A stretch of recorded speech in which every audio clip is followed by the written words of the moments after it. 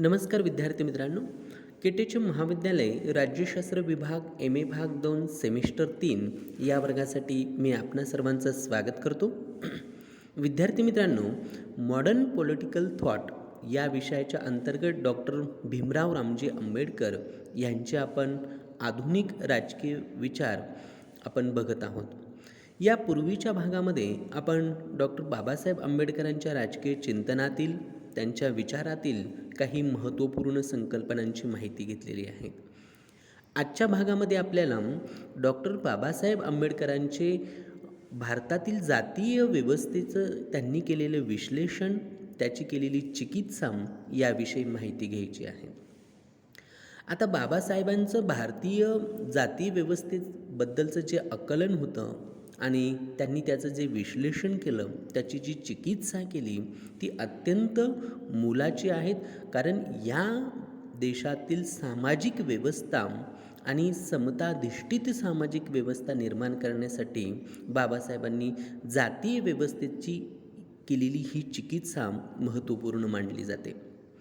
खरं तर डॉक्टर बाबासाहेब आंबेडकरांनी भारतातील जातीय व्यवस्थेसंबंधी जे सखोल असे विचार मांडलेले आहेत, त्याची चर्चा करताना आपल्याला सुरुवातीला असं सांगता येईल की बाबासाहेबांचं असं म्हणणं होतं, त्यांचं असं मत होतं की भारतातील जी लोकसंख्या आहेत, ही लोकसंख्या या देशामध्ये आर्य असतील, द्रविड असतील, मंगोलियन आहेत, शक आहेत, अशा विविध वंशाच्या मिश्रणानं बनलेली ही लोकसंख्या इथली आपल्याला सांगता येते, असं बाबासाहेब म्हणतात. त्या पुढे जाऊन ते असंही म्हणतात की मग हे जे विविध वंशीय लोक होते, यांच्यामध्ये सुरुवातीला या देशात संघर्ष झाले, तरी नंतर मात्र सततचे संबंध, परस्परांच्या व्यवहारांमधून त्यांच्यात एक संस्कृतीची निर्मिती झाली. त्यांच्यात वेगवेगळ्या संस्कृतीचा लोप झाला आणि त्यांच्यातील वांशिक भिन्नता ही पूर्णतः नष्ट झाली नाही, पण वंशशास्त्र दृष्ट्या सर्व लोकसमूह वेगवेगळे असले तरीही एकात्मतेसाठी केवळ सांस्कृतिक ऐक्य हेच त्यांचं एक मुख्य गमक असल्याचं दिसून येतं, असं बाबासाहेब म्हणतात. आणि त्यामुळे त्या सांस्कृतिक एकत्वामुळेच जातीच्या समस्येचं स्पष्टीकरण करणं हे अधिक बिकट आहेत, हे अधिक कठीण झालेलं आहेत, असं बाबासाहेब म्हणतात. कारण एक संघ असलेल्या समाजाचा जात हा एक तुकडा आहे आणि त्यामुळे जातीच्या उत्पत्तीचं स्पष्टीकरण करणं हे अवघड होऊन बसतं, हे अवघड ठरतं. आता याबाबत सेनार्ट असतील, नेसफिल्ड आहेत, रिसले आहेत किंवा केतकर आहेत, हे केतकरांच्या वगैरे यांच्या जातीच्या ज्या व्याख्या आहेत, ह्या व्याख्यांचं विश्लेषण केल्यानंतर त्यातील जो अपुरेपणा होता, तो अपुरेपणा त्यामध्ये जाणवतो, असं डॉक्टर बाबासाहेब आंबेडकरांचं मत होतं. कारण जात ही जातींच्या साखळीतील एक दुवा असून तिचा दुसऱ्या जातीशी एक निश्चित प्रकारचा संबंध असतो आणि या सर्व जाती मिळून एक जातीय संस्था निर्माण होते. हा मध्यवर्ती मुद्दाच जातीय संस्थेच्या जडणघडणीतील हे जे वरील विचारवंत आहेत, ह्या विचारवंतांच्या नजरेतून सुटून गेलेला आहेत, असं बाबासाहेब मानताना दिसून येतात. भारतातील जी जातीय व्यवस्था आहेत, ह्या जातीय व्यवस्थेची वेगवेगळी वैशिष्ट्ये आहेत आणि त्यात एक अत्यंत महत्त्वाचं असलेलं ह्या जातीय व्यवस्थेचं वैशिष्ट्य जे बाबासाहेबांनी त्याच्यावर विशेष असं लक्ष केंद्रित केलं आणि ते म्हणजे जातीय व्यवस्थेमधील विटाळाची जी संकल्पना असते, ती संकल्पना. हे खरं तर जातीचं वैशिष्ट्य म्हणून विटाळाच्या कल्पनेकडे सेनार्टने लक्ष पहिल्यांदा वेधलं होतं, पण हे खास असं वैशिष्ट्य ठरत नाही. कारण ती कल्पना मुळात ब्राह्मणी कर्मकांडातून निर्माण झालेली आहे, विटाळ ही कल्पना. आणि त्यामुळे आणि तसंच कोणत्याही जातीच्या कार्यपद्धतीत फारसा बदल न करता विटाळाची कल्पना नष्ट करता येण्यासारखी आहे. पण जोपर्यंत जातींना धार्मिक बैठक असते तोपर्यंत विटाळ ही कल्पना जातीचं वैशिष्ट्य ठरू शकते, हे मात्र निश्चित आहे. नेसफिल्ड यांच्या मते जातीबाह्य भोजनावर बंदी हे जातीचं वैशिष्ट्य आहे. पण जात ही एक स्वयं मर्यादित संस्था असल्यानं तिच्या सभासदांवर भोजनासह सर्व सामाजिक व्यवहार जाती अंतर्गतच करण्याची जी मर्यादा पडते, त्यामुळे भोजनबंदी ही बाहेरून लादलेली बाब नसून जातीच्या स्वभाव धर्माचाच म्हणजेच फुटीर वृत्तीचा तो एक परिणाम आहे, असं त्याचं आपल्याला त्यावरनं दिसून येतं. तसंच डॉक्टर केतकरांच्या जातीच्या विश्लेषणाची बाब जर बघितली तर त्यांनी जातीबाह्य विवाहबंदी व जातीतच जन्मल्यांनाच जातीचं सदस्य हे 2 मुद्दे महत्त्वाचे मांडलेले आहेत केतकरांनी. पण डॉक्टर आंबेडकर असं म्हणतात की जातीबाह्य विवाहाला बंदी घातल्यानंतर परिणामतः सदस्यत्व जातीत जन्मल्यापुरतंच मर्यादित राहतं आणि त्यामुळे ह्या एकाच नाण्याच्या 2 बाजू आहेत, त्या वेगवेगळ्या नाहीत हे स्पष्ट होतं, असं डॉक्टर बाबासाहेब आंबेडकर तिथे म्हणताना दिसतात.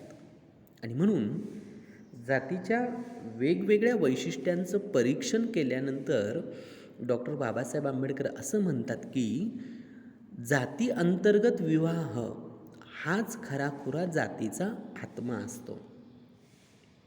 जात कशामुळे टिकते, जातीचा मुख्य आत्मा काय, तर बाबासाहेब म्हणतात की जाती अंतर्गत विवाह हा जातीचा आत्मा आहे. पण जातीची समस्या निर्माण न करताही जगाच्या पाठीवर गटाअंतर्गत विवाह करणं समाजात आढळून येतात. ही गोष्ट बाबासाहेब याकडे लक्ष वेधताना दिसतात. आणि त्यामुळे भारतातील जाती एक संघ समाजाचं कृत्रिमपणे लचके तोडून निर्माण केलेली निश्चित आणि स्थिर असं घटक होत चाललेली आहेत. आणि यातील प्रत्येक जातीवर विवाहाच्या रूढींद्वारे परंपरांद्वारे परस्परात मिसळून न जाण्याची जी बंदी घालण्यात आलेली आहेत, ह्यावरून एकच स्पष्ट होतं की जाती अंतर्गत विवाह हेच जातीचं लक्षण ठरतं. आणि ही जाती अंतर्गत विवाहाची रूढी टिकून कशी ठेवली गेली याचं स्पष्टीकरण केल्यास आपल्याला जातीचा उगम कसा झाला आणि जातीची घडण कशी होते हे त्याच्यातनं लक्षात येतं. आणि मग जाती व्यवस्थेची कारणं काय आहेत हे याकडे बाबासाहेब त्याचं विश्लेषण करताना आपल्याला दिसून येतात. आता खरं तर भारतातील समाजव्यवस्था ही जगातील इतर देशांपेक्षा एक वैशिष्ट्यपूर्ण अशी समाजव्यवस्था आहेत. कारण भारतात जातीय संस्था निर्माण झाली, ती कोणत्याही समाजाची निर्मिती ही विविध सामाजिक वर्ग एकत्र येऊन होत असेल व समाजात वर्ग अस्तित्वात असतात ही वस्तुस्थिती असेल आणि ती जागतिक प्रक्रिया असेल असं जर मानलं तर जगात हे वर्ग बंदिस्त झाले नाहीत. पण भारतात मात्र हे वर्ग बंदिस्त झाले हे त्यातनं स्पष्ट होतं. भारतातील जातीय व्यवस्था समजून घेण्यासाठी विवाह संस्थेचा सखोल विचार करावा लागेल. आणि म्हणून बाबासाहेबांनी भारतातील ह्या विवाह संस्थेचा विचार केलेला दिसून येतो. भारताच्या प्राचीन रूढी परंपरांपैकी महत्त्वाची रूढी म्हणजे गटबाह्य विवाहाची रूढी ही सांगता येते. केवळ रक्ताचेच नातेवाईक वगळल्यास विवाहाच्या बाबत कोणत्याही सामाजिक बंधन शिल्लक राहत नाही. परंतु भारतीय लोक गटबाह्य विवाहाचा कायदा आजही सक्तीने पाळताना दिसतात. कारण आजही भारतात स्वगोत्र असेल किंवा सपिंड असेल यांचे वधूवरांचे विवाह हा धर्मभ्रष्टपणा मानला जातो. एकाच गोत्रामध्ये सपिंड असलेले यांच्यामध्ये विवाह होत नाही. आजही ठरवताना ह्या गोष्टी वधूवरांच्या बघितल्या आणि त्यांनी असं जर केलं तर तो धर्मभ्रष्टपणा मानला जातो. त्यामुळे जाती अंतर्गत विवाहाची रूढी भारतात प्रचलित असली तरीही सगोत्र बाह्य विवाहाची रूढी मोडण्याची कोणाचंही धाडस नाही आहेत, कोणी ते करू शकतही नाही. आणि त्यामुळे सगोत्र बाह्य विवाह म्हणजे काय तर परस्परात मिसळून जाण्याची प्रक्रिया असल्यामुळे जेथे सगोत्र बाह्य विवाहाची पद्धत असते तेथे जाती असूच शकत नाही असं बाबासाहेबांचं म्हणणं होतं. पण भारतात काय तर भारतामध्ये स्वगटांतर्गत विवाह पद्धतीचा गटबाह्य विवाह पद्धतीवर वर्चस्व निर्माण झाल्यानं भारतात जातीची निर्मिती झालेली दिसते. जातीमुळे जातीय व्यवस्थेचं विश्लेषण करण्यासाठी गटबाह्य विवाह पद्धतीचा विरोध नष्ट करून स्वगटात विवाह करण्याची प्रथा कोणत्या साधनांनी टिकून ठेवण्यात आली असेल याचं विश्लेषण महत्त्वाचं ठरेल. साधारणतः गटाअंतर्गत विवाहाच्या पद्धतीनं गटबाह्य विवाहाच्या पद्धतीवर मिळवलेला विजय म्हणजे जातीची निर्मिती असं बाबासाहेब म्हणतात. एखाद्या लोकसमूहातील गटबाह्य विवाहाची पद्धत नष्ट करून गटाअंतर्गतच विवाह केला पाहिजे असा नियम केला तरी तो सर्व लोक पाळतीलच असं नाही. कारण परस्परांच्या सानिध्यात राहणाऱ्या लोकसमूहांमध्ये परस्परात मिसळून जाण्याची सहज प्रवृत्ती असते. यासाठी गटबाह्य संबंधांवर बंधनं घालणं आवश्यक असतं. पण गटबाह्य संबंधांवर बंधनं घातल्यानंतरही गटांतर्गत अत्यंत क्लिष्ट अशा समस्या निर्माण होतात. आणि त्यामध्ये महत्त्वाची समस्या म्हणजे गटातील लग्नायोग्य स्त्री पुरुषांची संख्या समान राहील अशी व्यवस्था करणं. पण विवाहित पती पत्नींपैकी पतीचा मृत्यू झाल्यास स्त्रियांच्या संख्येत एका स्त्रीची भर पडते व पतीचा मृत्यू झाल्यास पुरुषांच्या संख्येत एका पुरुषाची भर पडते. त्यांची व्यवस्था लावली नाही तर जातीबाह्य विवाह करून ते जात कायद्याचा भंग करतील आणि त्यामुळे वाढीव स्त्री पुरुषांचा प्रश्न सोडवणं इथं महत्त्वाचं ठरतं. हे जातीय व्यवस्थेचं एक महत्त्वाचं गमक म्हणून त्यामध्ये पाहिलं जातं, ते सांगितलं जातं. मग हा जो प्रश्न निर्माण होतो तो वाढीव स्त्रीचा प्रश्न आणि वाढीव पुरुषांचा प्रश्न, मग हा कसा सोडवायचा हे जातीय व्यवस्थेमध्ये ठरवलं जातं. मग त्यासाठी जाती अंतर्गत विवाहाचा नियम जतन करण्यासाठी पहिला उपाय म्हणून मानला जातो तो म्हणजे वाढीव स्त्रिया म्हणजे कोणत्या की ज्या स्त्रीचा पती मृत्यू पावलेला आहेत आणि त्यामुळे प्रत्यक्षात असलेल्या स्त्रियांमध्ये अजून एका स्त्रीची भर पडली, अशा स्त्रीला जातीय व्यवस्थेत वाढीव स्त्री म्हटलं गेलं. मग जाती अंतर्गत विवाहाचे जतन करण्यासाठी काही नियम केले आणि पहिला उपाय त्यासाठी वाढीव स्त्रीला तिच्या मृत पतीच्या चितेवर जाळून टाकणं किंवा तिच्यामुळे निर्माण होणाऱ्या प्रश्नातून मुक्त होणे. पण प्रत्येक स्त्रीची याच पद्धतीने विल्हेवाट लावणं शक्य होणार नाही. सती जाणं ही व्यवस्था जाती अंतर्गत निर्माण झाली कारण तो मार्ग व्यवहार्य वाटत नाही. मग अशी वाढीव स्त्री जाती तशीच राहिली तर तिच्या अस्तित्वामुळे दुहेरी धोका निर्माण होतात. एक म्हणजे ती जातीबाह्य विवाह करेल किंवा आपल्याच जातीत विवाह करून एका उपवर अशा मुलीच्या विवाहाविषयक हक्कावर ती अतिक्रमण करेल. त्यामुळे तिची काहीतरी व्यवस्था लावणं हे अपरिहार्य ठरतं. आणि मग त्यातनं दुसरा उपाय येतो तो म्हणजे तिच्या उर्वरित आयुष्यात तिच्यावर वैधव्य लादणं. हे युक्तीचं वैधव्य आहेत. जाळून टाकण्याच्या प्रथेपेक्षा हे व्यवहार्य वाटत होतं. पण जाती अंतर्गत नीतीचं रक्षण करण्यात ती अपयशी ठरते, कारण जबरदस्तीने वैधव्य लादल्यामुळे ती कायदेशीर संसार थाटू शकत नसली तरीही तिचा कल अनैतिक व्यवहारांकडे वाढू शकतो. पण यावर मात म्हणून कोणालाही तिचा मोह होणार नाही. मग अशी त्या स्त्रीची निकृष्ट राहणीची बंधनं तिच्यावर लादून त्यातून त्यातून मुक्तता स्वतःची करून घेत असते. हे जे विश्लेषण आहे ते बाबासाहेबांनी अत्यंत बारकाईनं हे केलेलं विश्लेषण आहे. आणि मग हा जसा वाढीव स्त्रीचा प्रश्न सोडवला जातो, तसाच वाढीव पुरुषाचा प्रश्नसुद्धा जाती व्यवस्था कशी सोडवते हे बाबासाहेबांनी निदर्शनास आणून दिलेलं आहे. म्हणजे जातीच्या लोकसमूहाच्या दृष्टीने वाढीव पुरुषाचा प्रश्न अत्यंत महत्त्वाचा आहे आणि वाढीव स्त्रीच्या प्रश्नापेक्षा अधिक कठीण आहेत. मृत पत्नीबरोबर त्याला चितेवर जाळण्याची कल्पना दोन बाबींनी फसवी आहे. कारण तो पुरुष असल्यानं असं घडू शकत नाही, कारण तो नियम तयार करणाऱ्या भूमिकेत असल्यानं तो नियमाच्या पलीकडे असतो. कोण? पुरुष. कारण पुरुषच नियम करतो ना.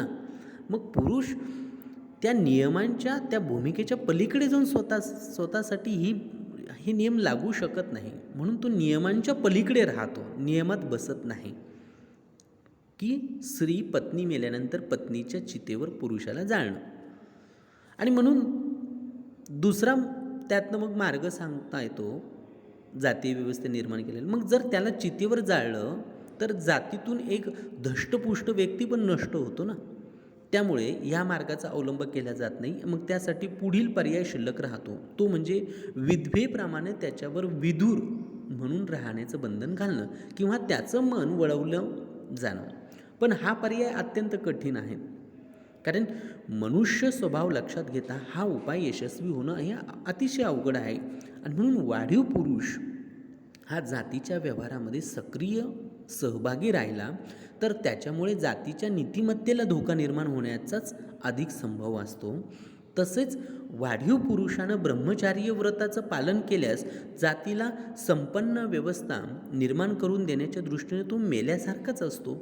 मग त्यामुळे जातीच्या हितासाठी त्याला गृहस्थ अवस्थेत ठेवणं हे गरजेचं असल्यानं जातीतल्या जातीतच त्याच्यासाठी वधूची व्यवस्था करावी लागेल. यासाठी लग्नायोग्य वय न झालेल्या मुलीलाच वधू म्हणून पुरवलं जातं. यामुळे ती व्यवस्था जातीबाहेर जात नाही आणि जाती अंतर्गत विवाहाच्या नियम व जातीची नीतिमत्ता यांचं देखील रक्षण केलं जातं. मग अशा प्रकारे स्त्री पुरुषांच्या संस्थेतील तफावत ही आपल्याला या पुढील 4 उपायांनी नाहीशी केलेली दिसून येते. एक म्हणजे काय? विधवेला तिच्या मृत पतीच्या शवाबरोबर जाळून टाकणं. 2 म्हणजे वैधव्य लादणं जाळून टाकण्याचा एक सौम्य प्रकार किंवा पर्याय म्हणून स्वीकारलेला आहे. 3 विधुरावर ब्रह्मचार्य अवस्था लादणं. आणि 4 लग्नायोग्य वय नसलेल्या मुलीशी त्याचा पुरुषाचा विवाह करून देणं. म्हणजेच त्यातनं ती बालविवाहाची प्रथा पुढे रूढ होते. वाढीव स्त्रीचा प्रश्न मिटवताना स्त्रीला दुसरा पर्याय स्वीकारलेला आहे की तिच्यावर वैधव्य लादणं आणि तिला कुरूप बनवणं. मग त्यातनं केशोपण असेल, विद्रूप असेल, पांढरे वस्त्र घालणं असेल, नाही का, हा पर्याय तिच्यावर लादलेला आहे. आणि वाढीव पुरुषाचा प्रश्न मिटवताना जातीय व्यवस्थेने काय केलेले आहेत तर लग्नायोग्य झालेली स्त्री हिच्याशी त्याचा विवाह न करता लग्नायोग्य वय नसलेल्या मुलीशी त्याचा विवाह करणं.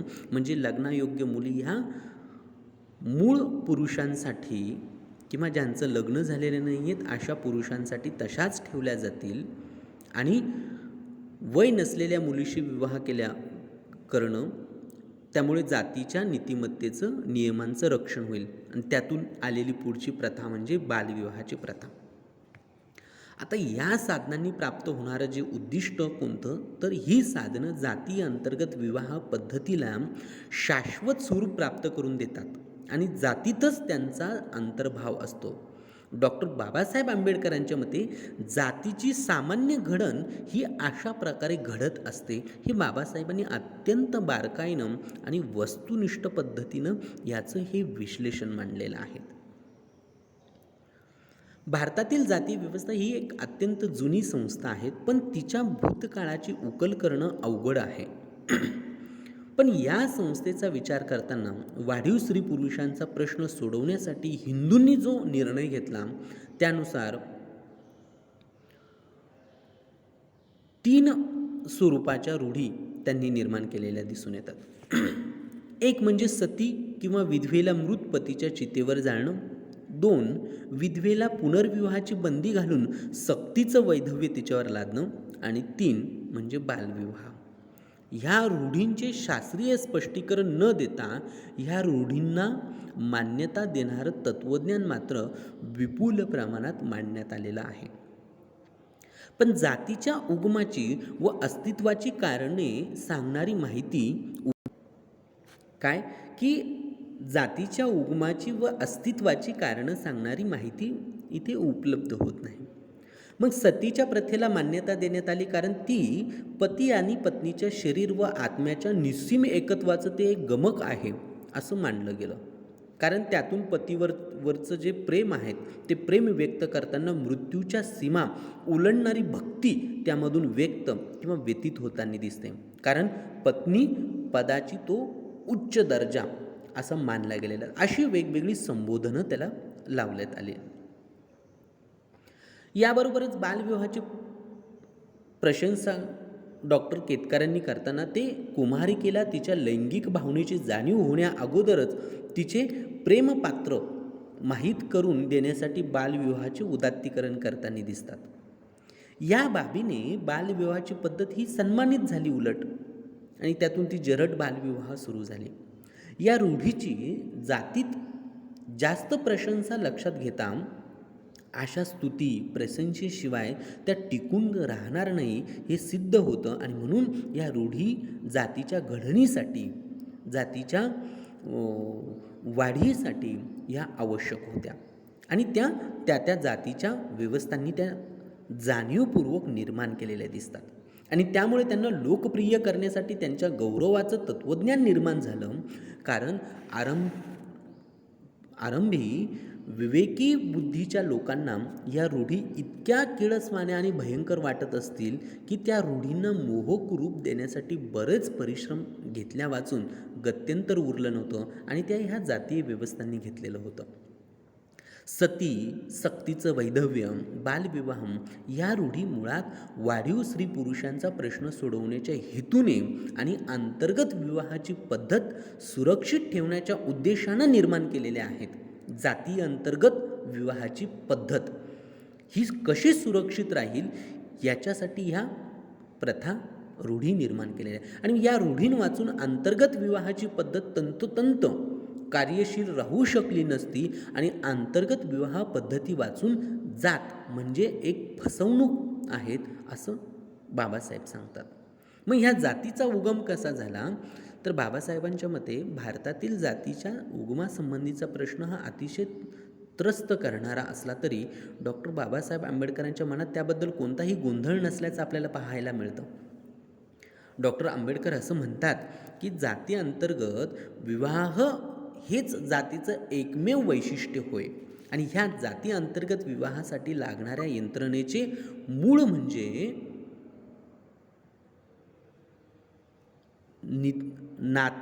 नात्यांचं मूळ किंवा उगम हा त्यामध्ये सांगता येतो.